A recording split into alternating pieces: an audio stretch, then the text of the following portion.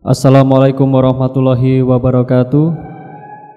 Selamat sore para santri Pondok Pesantren Al-Fatahiyah Miren Ngranti Bailangun Tulung Agung dan juga pendengar Radio Perkasa FM dimanapun Anda berada.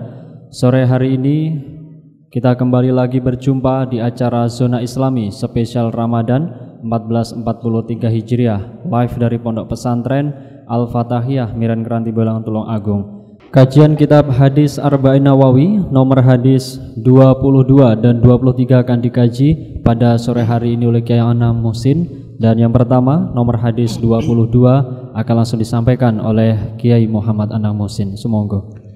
Assalamualaikum warahmatullahi wabarakatuh. Bismillah, alhamdulillah, salatu wassalamu ala rasulillah wa ala alihi wa sahbihi wa mawalah. Rabbi syrah li sadri wa yassir li amri wahlul 'uqdatam min lisani yafqahu qawli. Amma ba'du, fala haula wala quwata illa billahil aliyil azim. Kita sampaikan selamat sore kepada seluruh santri Pondok Pesantren Al-Fatahiyah dan para pendengar Radio Perkasa FM dimanapun berada. Mudah-mudahan kita semua senantiasa dalam bimbingan hidayah taufik Allah Subhanahu wa Ta'ala. Melanjutkan kajian kitab Arba'in Nawawi, kita sampai kepada hadis yang ke-22. Bismillahirrahmanirrahim. Al-hadisus sani wal ishrun, hadis yang ke-22. An Abi Abdillah Jabir bin Abdillah Al-Ansari. Diceritakan dari Abi Abdillah Jabir bin Abdullah Al-Ansari radhiyallahu anhuma, anna rajulan sa'ala Rasulullah sallallahu alaihi wasallam. Sesungguhnya ada seorang lelaki bertanya kepada Kanjeng Nabi Muhammad sallallahu alaihi wasallam. Faqala, dia bertanya, ara'aita idza shallaitu al-maktubat wa sumtu Ramadan wa ahlaltul halal wa haramtul haram wa lam azid ala dzalik syai'an adkhulul jannah.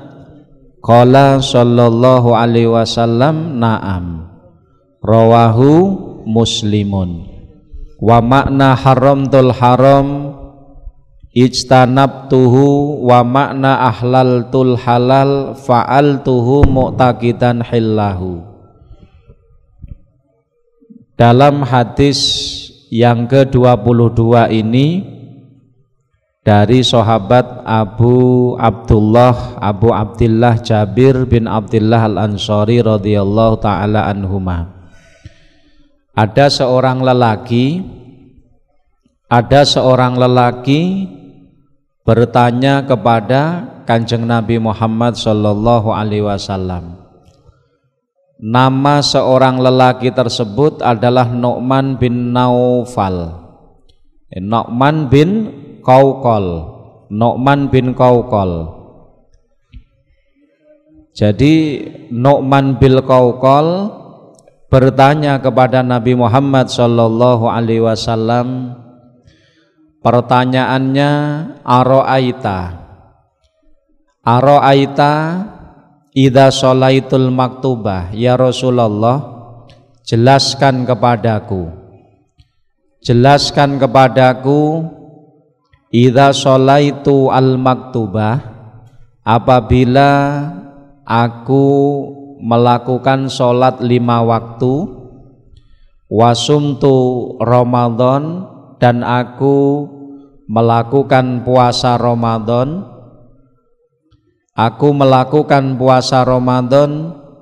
wa ahlaltul halal, dan aku meyakini kehalalannya dan aku melakukannya. Jadi melakukan perkara yang halal, artinya melakukan ini i'taqadtu hillah, aku meyakini kehalalan perkara yang halal dan aku melakukannya. Wa haramtul haram i'taqadtu hurmatahu wamtana'tu minhu, dan aku meyakini keharaman suatu perkara yang haram lalu aku meninggalkannya. Walam azid ala dzalik walam azid ala dzalik syai'an, aku tidak menambahi amalku dari yang telah aku sebutkan wahai Nabi. Maka apakah adkhulul jannah, adkhulul jannah ai a'adkhulul jannah, apakah dengan amal tersebut aku akan masuk surga? Ini pertanyaan seorang lelaki yang bernama Nu'man bin Qawqal. Ini bertanya kepada Nabi Muhammad sallallahu alaihi wasallam, lalu Kanjeng Nabi Muhammad sallallahu alaihi wasallam menjawab na'am. Ai tadkhuluha kadzalik, akni min ghairi sabqi azab, kamu akan masuk surga tanpa diazab sebelumnya. Kamu akan masuk surga dengan tanpa diazab sebelumnya. Hadis ini diriwayatkan oleh Imam Muslim. Yang perlu untuk kita pahami bersama dari hadis ini, ya. Jadi hadis ini menunjukkan bahwa melakukan perkara yang diperintahkan oleh Allah, melakukan sesuatu amalan yang wajib, menjauhi amalan yang haram, ini akan bisa menyebabkan seseorang itu mendapat rahmat Allah, yaitu masuk surga. Yang dimaksud masuk surga di sini adalah min ghairi sabqi adzab, masuk surga yang tanpa didahului mampir neraka. Sebab kalau hanya sekedar masuk surga, maka setiap orang mukmin, orang yang meninggal mukmin meskipun dia masih punya dosa, ini akan ada jaminan masuk surga. Tetapi dia akan mampir dulu di neraka.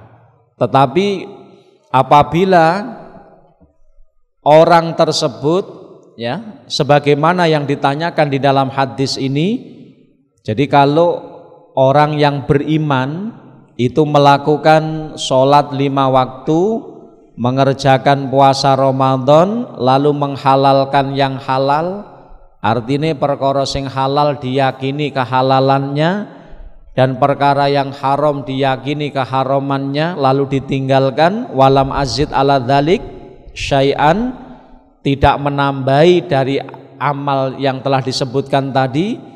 Ternyata Kanjeng Nabi Muhammad SAW ketika ditanya, apakah aku bisa masuk surga tanpa mampir neraka ya Rasul? Nabi menjawab na'am, iya. Tadkhuluha kadzalik ay min ghairi sabqi adzab, amalmu tersebut akan menyebabkan dirimu masuk surga tanpa disiksa sebelumnya.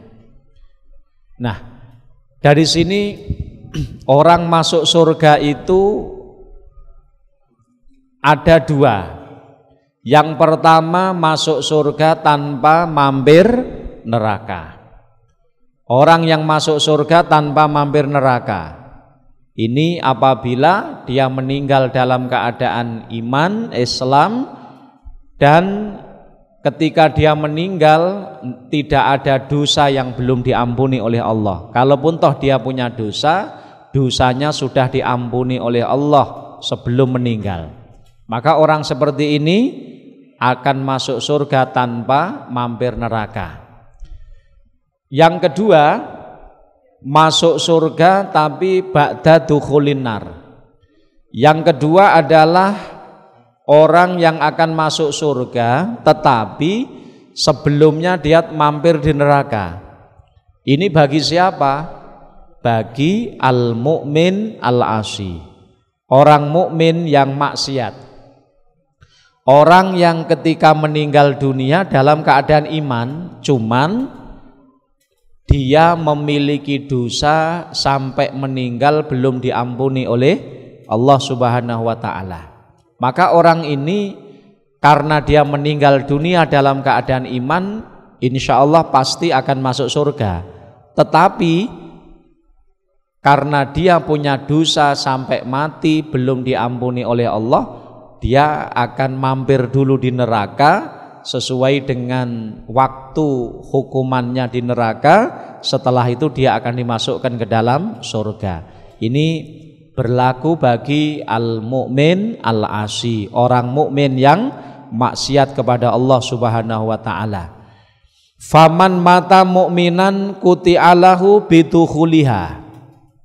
Kemudian ini dijelaskan, barang siapa yang meninggal dunia dalam keadaan Islam iman, maka kuti'alahu bidukhuliha, maka dipastikan dia akan masuk surga Allah Ta'ala. Yang penting meninggal dunia dalam keadaan iman itu seakan-akan dia telah membawa tiket surga, ya. Jadi kuncinya nawa wafat dalam keadaan iman. Tsumma innahu ingkana saliman minal ma'asi katiflin wa majnunin ittasola jununu bil buluk wa taibin taubatan sahihatan wa muwafakin ma'allama bimaksiatin qattu ay ma fa'ala abadan falayat khulun nar aslan. Tetapi kemudian perinciannya, yang penting tadi kan orang itu kalau punya iman, ya, orang yang meninggal dunia punya iman itu jaminan surga sudah dapat. Makanya meninggal dunia dalam keadaan iman itulah husnul khotimah. Jadi orang meninggal dunia bisa dalam keadaan iman Islam itu tanda orang yang beruntung. Dia pasti akan masuk surga. Cuman masuk surga orang yang meninggal dunia dalam keadaan iman itu ada dua macam. Ada kalanya dia tidak punya dosa sama sekali yang belum diampuni oleh Allah, tidak punya dosa yang belum diampuni oleh Allah sama sekali, dengan gambaran, ya, dia sama sekali tidak punya dosa, wafat dalam keadaan iman, tidak punya dosa. Seperti siapa? Orang anak kecil meninggal dunia sewaktu masih kecil, itu tidak punya dosa. Kalau orang meninggal dunia dalam keadaan mukmin, dihukumi mukmin karena orang tuanya mukmin dan masih kecil, maka dia akan masuk surga tanpa mampir neraka. Yang kedua adalah majnunin ittasola junubil buluk. Yang kedua adalah orang yang gila. Orang gila namun gilanya itu sebelum balik. Jadi gila sebelum balik, ya, gilanya itu tidak karena kesembronoannya, bukan. Memang lahir dalam keadaan gila atau mungkin karena terjatuh tidak sengaja akhirnya gila. Akhirnya orang tersebut semenjak sebelum balik dia gila, kemudian dia balik dalam keadaan masih gila. Dan gilanya tersebut tidak karena faktor kesengajaan, maka orang gila semacam itu kalau meninggal dunia dia pun juga akan masuk surga, ya. Jadi sebelum gila, misalkan ada orang sebelum gila itu dia ketika awal gila dia belum balik, ngeten nggih, belum balik. Kemudian sampai balik, sampai meninggal dia dalam keadaan gila. Ini dia juga akan masuk surga tanpa mampir neraka. Atau wataibun taubatan sahihatan, atau orang yang meninggal dunia dalam keadaan dewasa, ya, artinya sudah balik, Meskipun dia pernah melakukan dosa, tapi ketika dia meninggal dunia dalam keadaan taubat kepada Allah, sehingga akhirnya dia meninggal dunia dalam keadaan iman dan dosanya tersebut sudah diampuni oleh Allah Ta'ala karena dia meninggal dalam keadaan taubat, maka ini pun juga akan masuk surga, tidak usah mampir neraka. Makanya fala yadkhul annar aslan, contoh-contoh orang ini akan masuk surga tanpa mampir di neraka, ya.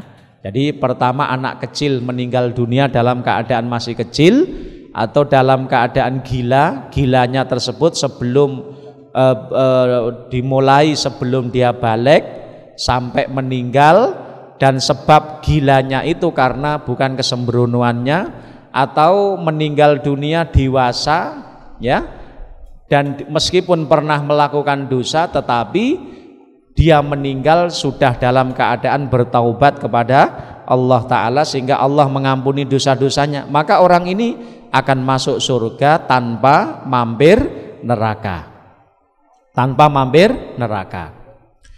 Kemudian kemudian kalau orang tersebut, ya, kalau orang tersebut wa in kana amila kabirah wa mata bi ghairi taubat. Lah sekarang kalau ada orang, ya, meninggal dunia dalam keadaan iman, meninggal dunia dalam keadaan Islam, tetapi dia punya dosa sampai dia meninggal belum taubat. Jadi misalkan ada orang dewasa meninggal dunia dalam keadaan iman, ya, ini tiket swarga sudah dia dapatkan, itu rahmat Allah Ta'ala. Tetapi kalau memang dia masih punya dosa yang sampai meninggal itu belum taubat, artinya belum diampuni oleh Allah Ta'ala, maka bagaimana? Fahuwa tahta masyiatillah, maka urusannya orang tersebut diserahkan kepada Allah. Insya'a afa anhu falayadkhul nar aslan kal awal wa insya'a adzabau finnar thumma akhrajahu minna wa adkhalahul jannah. Jadi kalau menurut undang-undang, kalau dia punya dosa yang belum diampuni oleh Allah meskipun dia meninggal dunia dalam keadaan iman, dia akan merasakan neraka. Itu kalau tidak diampuni oleh Allah Ta'ala. Namun kalau Allah berkenan mengampuninya, ya, meskipun dia belum taubat, tapi kalau sudah Allah mengampuninya, maka dia pun juga tidak akan merasakan neraka seperti golongan yang pertama. Jadi oleh karenanya begini, ya, oleh karenanya yang harus kita pahami, orang itu apabila meninggal dunia dalam keadaan iman, maka insya Allah pasti dia akan masuk surga. Jadi tiket surga itu sudah dia dapatkan. Kalaupun toh dia punya dosa yang belum ditaubati tetapi meninggal dalam keadaan iman, tetap jaminan surga sudah ada. Cuman kalau Allah tidak mengampuni, maka dia merasakan dulu di neraka, dihukum dulu di neraka, tapi tidak langgeng. Maka bagi orang yang beriman, orang yang meninggal dunia dalam keadaan iman, kalaupun toh mampir neraka karena dosa yang belum ditaubati, dia tidak akan langgeng di neraka tersebut. Maka disampaikan, didawuhkan fala yadkhulu finnar ahadun mata mu'minan walau amila jami'al ma'asi.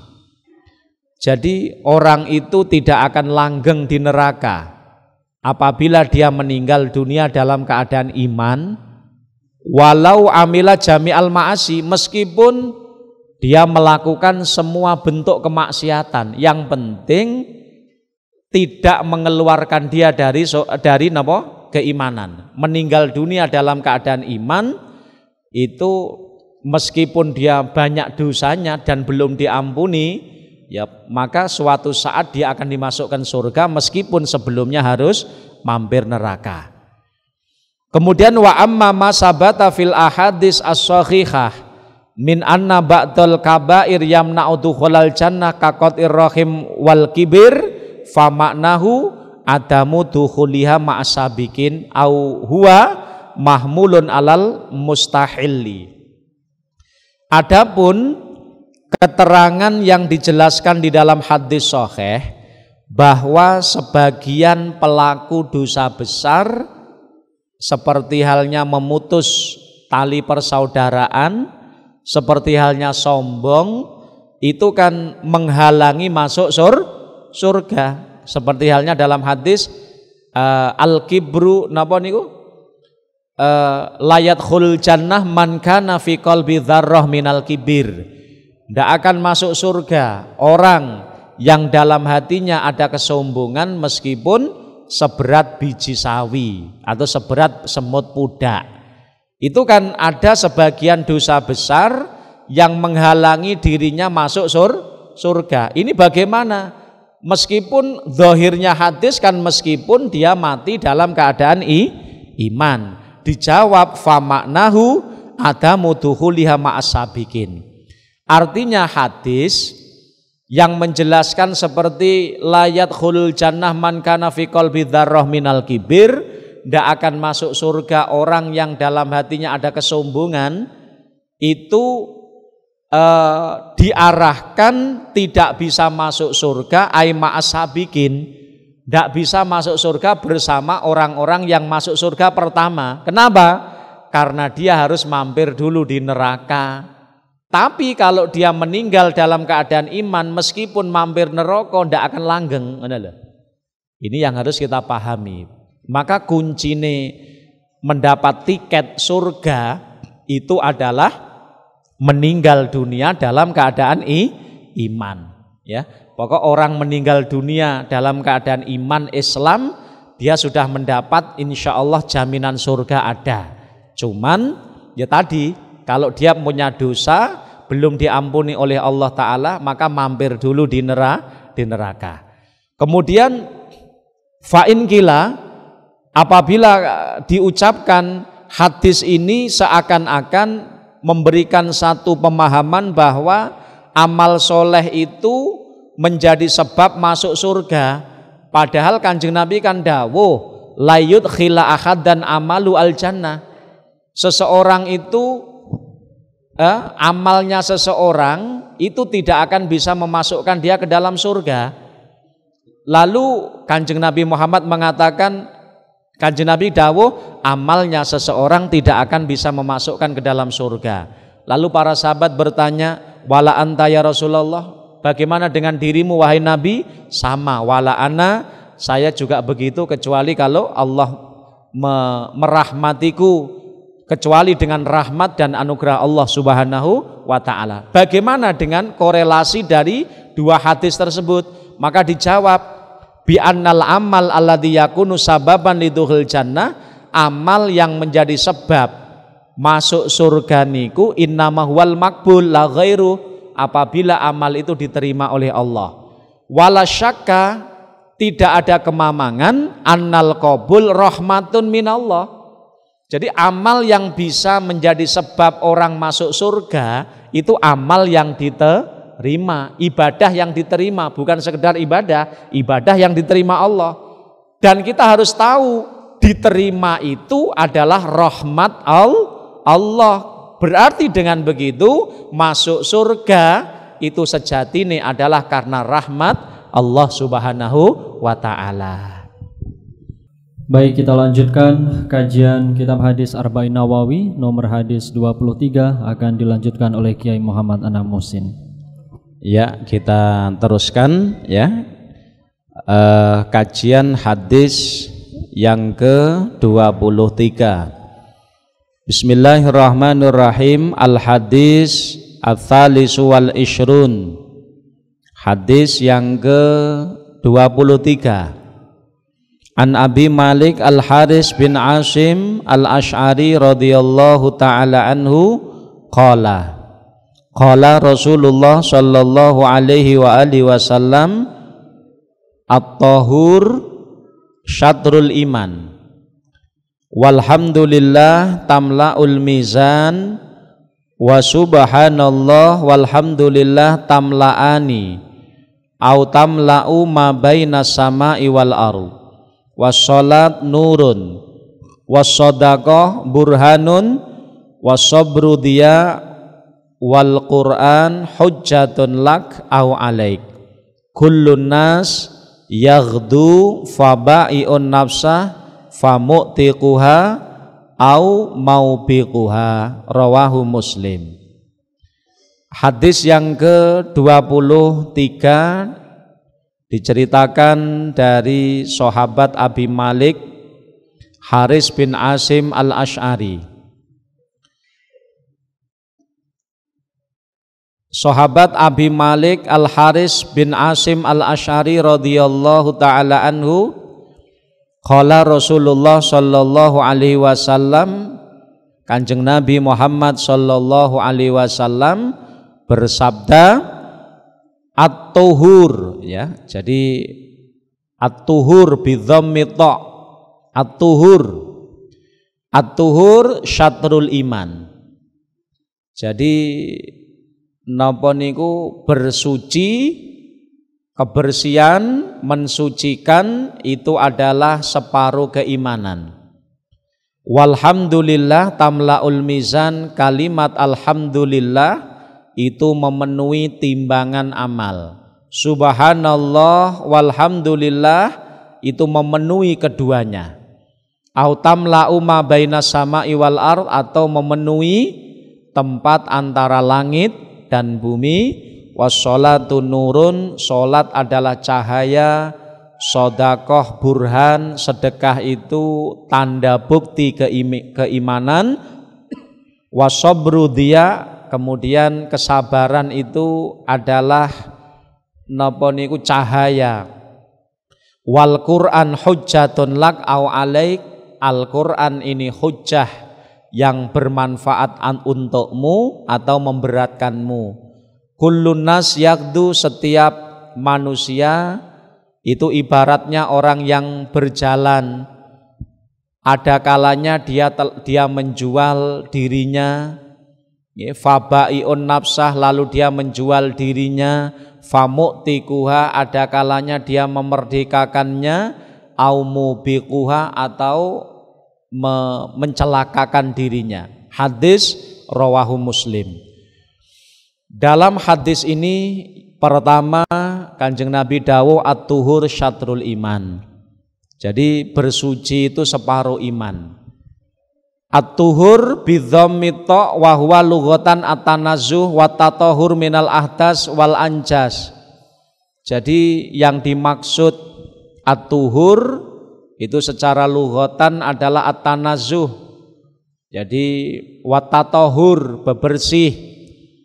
Jadi mensucikan diri dari hadas atau najis atau darah. Wa syar'an fi'lu ma yutarattabu alai ibahatun walau min ba'dil wujuh katayamum au saubin mujarrad kal ghasalati saniyah fil wudu wal murad huna al makna lughawi. Kalau pengertian tuhur menurut arti syariat nopo, melakukan sesuatu yang menyebabkan dia diperbolehkan melakukan ibadah, ya, seperti halnya tayamum, wudu, mandi dan seterusnya. Kemudian menurut Imam Ghazali, fasaro al-Ghazali at-tuhur bi taharatil qalbi. Sementara kalau Imam Al-Ghazali Hujjatul Islam Abu Hamid bin Muhammad Al-Ghazali, beliau menafsiri dawuhnya Kanjeng Nabi at-tuhur syatrul iman, ya. At-tuhur syatrul iman itu diartikan sebagai mensucikan hati, bukan mensucikan dohir, tapi mensucikan hati. Ini menurut Imam Al-Ghazali. Mensucikan hati, membersihkan hati minal ghalli atau minal ghilli, dari rasa dendam, rasa napa niku permusuhan, wal hasadi, membersihkan hati dari drengki, khikdi, unek-unek kala, dendam, wasairi amradil qalbi, dan semua penyakit-penyakit hati yang lain. Jadi kalau menurut Imam Al-Ghazali, hadis Nabi Muhammad at-tuhur syatrul iman, ini yang dimaksud tuhur itu adalah mensucikan hati. Mensucikan hati dari sifatun madhmumah, sifat-sifat yang tercela seperti sombong, iri, drengki, ujub, riya, sum'ah, ya, dan lain sebagainya. Ini merupakan makna at-tuhur menurut Imam Al-Ghazali. Dikatakan mensucikan itu adalah separuh keimanan. Wadzalika ay wadzalik li'annal iman al-kamil innama yatimu bidzalik. Jadi kalau Imam Al-Ghazali lebih menafsiri tuhur tadi kan mensucikan hati. Kenapa? Kok Imam Ghazali lebih memilih makna at-tuhur itu mensucikan hati dari sifat-sifat tercela? Karena iman itu akan bisa sempurna apabila ada kesucian hati. Iman itu tidak akan sempurna kecuali dengan kesucian hati. Oke. Maka faman ata bisyahadaten, barang siapa yang mengucapkan dua kalimat syahadat, hasolalahu syatru, maka berarti dia telah hasil separuh keimanan. Jadi kalau seseorang mengucapkan dua kalimat syahadat, berarti separuh keimanan sudah hasil. Kurang separuhnya lagi. Separuhnya nopo? Separuhnya adalah mensucikan hati. Wa man tahara qalbahu min baqiyatil amrad kamula imanuhu. Kalau orang mengucapkan dua kalimat syahadat, ini menurut Imam Al-Ghazali nggih. Jadi kalau orang itu membaca dua kalimat syahadat berarti telah sempurna separuh keimanan. Ya, berarti kalau imannya ingin sempurna, separuh lagi. Nah, separuh lagi adalah toharo qalbahu minal amrod, mensucikan hatinya dari penyakit hati. Waman lam yutahhir qalbah naqasa imanuhu, barang siapa meskipun dia mengucapkan dua kalimat syahadat tetapi dia tidak mensucikan hatinya, berarti nopo? Imannya berkurang. Karena mengucapkan dua kalimat syahadat itu mewakili separuh iman. Jadi mengucapkan dua kalimat syahadat, asyhadu an la ilaha illallah wa asyhadu anna muhammadar rasulullah, itu mewakili separuh keimanan. Nah, untuk menyempurnakan separuh yang lain maka harus mensucikan hati. Maka barang siapa mengucapkan dua kalimat syahadat tapi hatinya tidak pernah dibersihkan dari penyakit-penyakitnya hati, maka imannya tidak sempurna. Imannya tidak sempurna. Kemudian qala ba'duhum, sebagian ulama mengatakan man tahara qalbah wa tawaddoa waqtasal faqad dakhala as-shalah bi taharataini jami'an. Sebagian ulama mengatakan barang siapa yang mensucikan hatinya, atau ini diresiki saka sifat-sifat sing tercela tadi, sifat iri, drengki, sombong, riya, ujub, nggih, dendam, dibersihkan hatinya dari sifat-sifat yang tercela. Kemudian setelah itu watawaddoa, dia wudu, membasuh wajah, kedua tangan dan seterusnya, waktasal, dan dia mandi. Kalau dia junub dia mandi, maka faqad dakhala as-shalah bitaharataini jami'an, berarti dia masuk melakukan sholat dengan melakukan dua sesuci, sesuci zahir dan sesuci batin.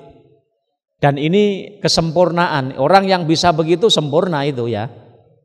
Maka kalau kita ingin sholat dalam keadaan sempurna sesucinya, pertama kita sesuci batin. Kita hilangkan dari hati kita sifat-sifat yang tercela, sifat sombong, iri, drengki, ujub, riya. Kita hilangkan dari hati kita. Kita keluarkan. Lalu setelah itu kita sesuci dohir dengan cara wudhu, mandi. Ya, wudhu itu sesuci dohir. Kalau menghilangkan, membersihkan batin itu adalah sesuci batin. Nah, kalau kita bisa melakukan sholat dengan dua sesuci ini, suci dohir dan batin, berarti kita sempurna. Kita masuk ke dalam sholat dengan persiapan yang sempurna karena bisa mengumpulkan dua sesuci tadi. Tapi waman dakhala fis sholah, barang siapa yang melakukan sholat bitoharotil a'dha khosoh, dengan hanya membersihkan anggota dohir saja, anggota batinnya tidak dibersihkan, faqad dakhala bi ihda taharataini, maka berarti dia hanya bersuci dengan salah satu dua sesuci. Padahal wallah ta'ala la yangduru illa taharatil qalb. Padahal Allah Ta'ala itu tidak melihat kecuali sesuci yang batin. Kama qala sallallahu alaihi wasallam, innallaha la yangduru ila suwarikum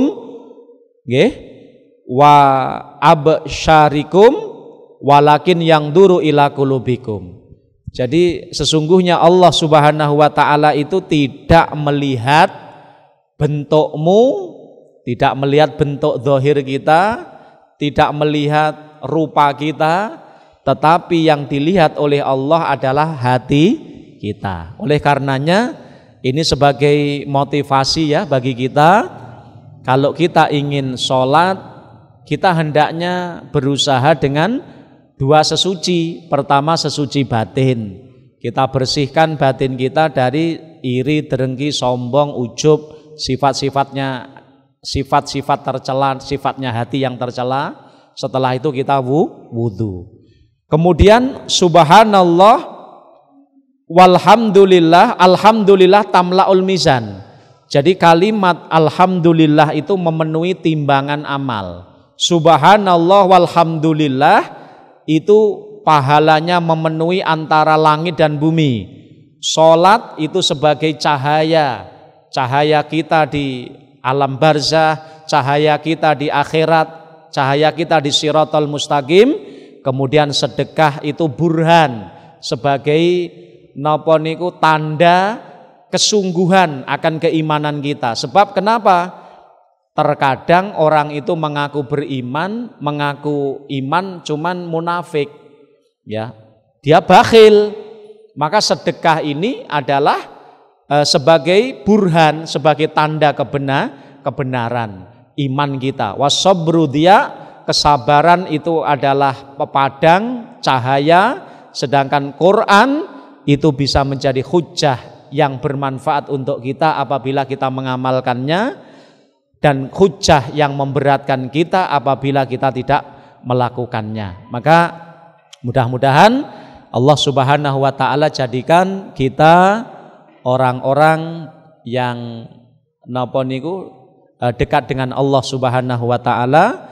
Kita bisa melakukan, mengamalkan hadis ini, artinya kita masuk dalam sholat dengan dua sesuci, toharatul batin wa toharatul a'dha. Mudah-mudahan Allah memberikan pertolongan kepada kita semuanya. Amin Allahumma amin.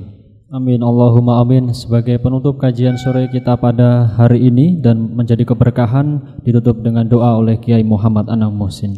Mari kita tutup majelis yang mulia ini dengan doa bersama-sama, mudah-mudahan Allah Subhanahu wa taala menjadikan kita semua orang-orang soleh yang dicintainya, Allah Ta'ala menjadikan kita semua orang-orang yang dipilihnya. Allah Ta'ala menjadikan kita orang-orang yang kelak di akhirat akan memperoleh rahmatnya, yaitu surga Allah Subhanahu wa Ta'ala. Allahumma sholli ala Sayyidina Muhammad wa ala ali Sayyidina Muhammad. Alhamdulillahi Rabbil Alamin.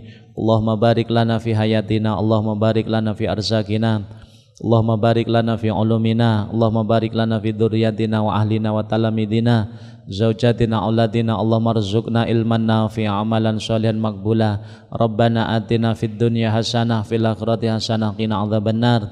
Allahumma khtim lana bi husnil khatimah. Na'udzubika min su'iha. Sallallahu ala sayyidina Muhammadin wa ala alihi sahbihi wasallam. Alhamdulillah rabbil alamin. Assalamualaikum warahmatullahi wabarakatuh. Waalaikumsalam warahmatullahi wabarakatuh. Insyaallah besok kita akan berjumpa lagi di Sunnah Islami Spesial Ramadan live dari Pondok Pesantren Al-Fatahiyah Miran Granti Tulung Agung. Saya Anggi Wahyu pamit undur diri. 96,8 Perkasa FM, nyalakan energi maju. Wassalamualaikum warahmatullahi wabarakatuh.